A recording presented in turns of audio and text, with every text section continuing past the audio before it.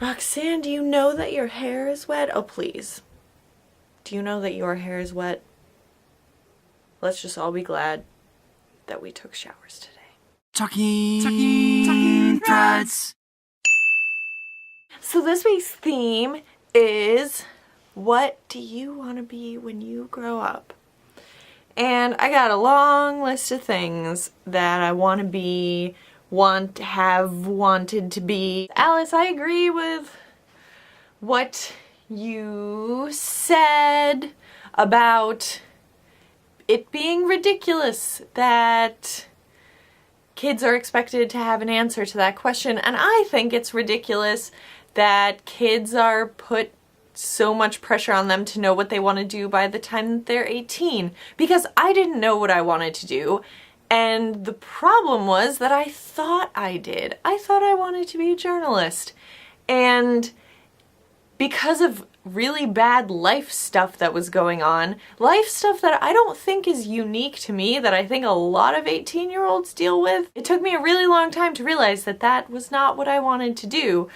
And so I think there's a lot of pressure put on teenagers to know what they want to do and to go towards that. And I think that pressure can sometimes have an adverse reaction where you end up not being as honest with yourself as you could, which I'm just speaking from personal experience with that, because that's what happened to me. Obviously, everyone is different. I know it's different in Europe.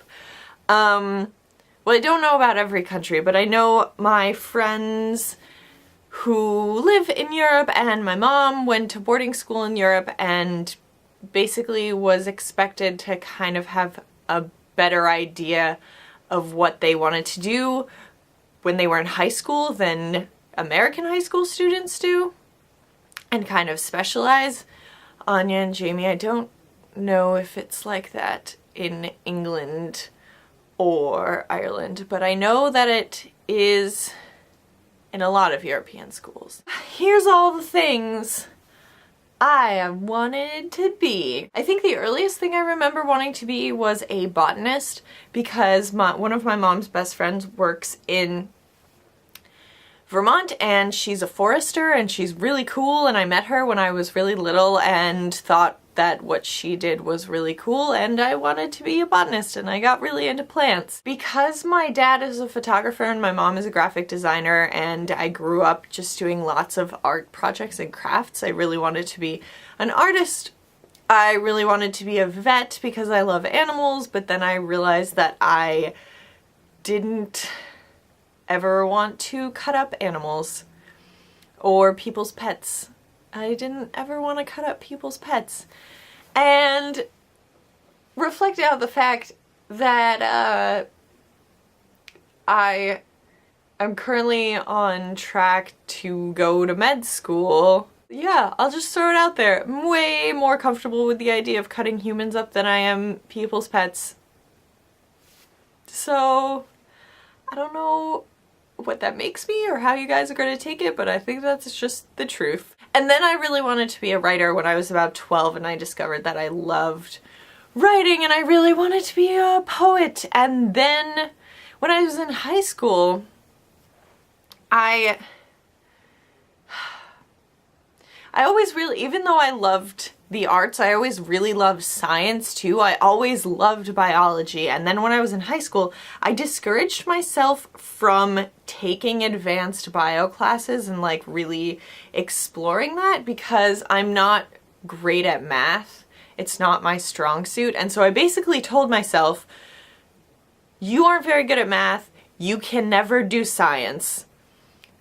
Don't tell yourself that. That is stupid. That's ridiculous.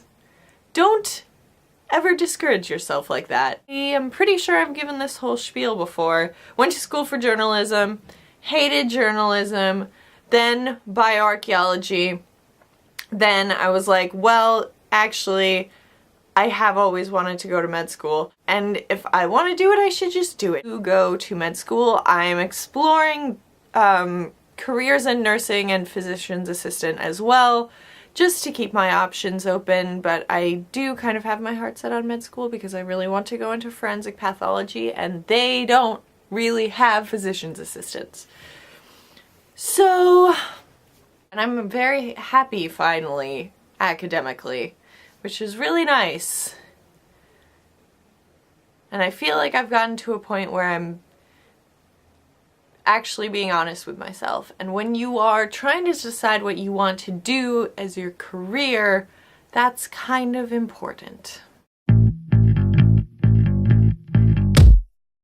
Alice, this is for your polar bear. This is my owl. I'm introducing them, and I'm being awkward about it. Fun story about this owl. When I was a sophomore in college, my friend had a Christmas in October party, and my friend and I, and it was a costume party, and my friend and I went dressed as Mary and Joseph, and I was pregnant, and guess who Jesus was?